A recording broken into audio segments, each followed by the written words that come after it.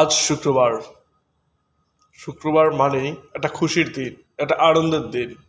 প্রত্যেক মুসলিম জাতির জন্য খুবই মাহাত্ম্যপূর্ণ একটা দিন শুক্রবার। আল্লাহর রাসূল হাদিস বয়ান করেছেন যে তোমরা বেশি বেশি আল্লাহর কাছে ফরিয়াদ করো এবং এইভাবে দোয়া করবে যে আমার মৃত্যু যেন অবশ্যই শুক্রবারের দিনটা হয়।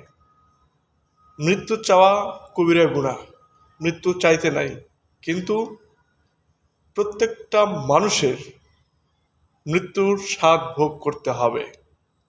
এই ক্ষেত্রে আল্লাহ রসুল বলেছে যে আমাদের মৃত্যু যেন শুক্রবারের দিনটা হয়। তাহলে বোঝেন যে শুক্রবারের দিনটা কত মহত্বপূর্ণ একটা দিন, কত সুন্দর একটা দিন, কত সুন্দর এবাদত বন্দিগি করার একটা দিন শুক্রবার। এই শুক্রবারে সব অফিস আদালত সব কিছুই বন্ধ।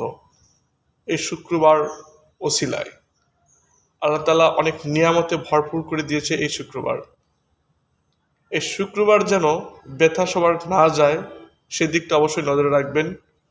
এই শুক্রবারে বেশি বেশি ইবাদত বন্দেগী করবেন এবং এই শুক্রবারের ওসিলায় সকল মুসলিমদের যেন ক্ষমা করে দেয় এবং এটা নিয়ত করবেন যে আল্লাহ, আমি অনেক ভুল করেছি, এই শুক্রবারের ওসিলায় আমাদেরকে সবাইকে মাফ করে দেন আর বেশি বেশি ইবাদত বন্দেগী করার তৌফিক দান করুন।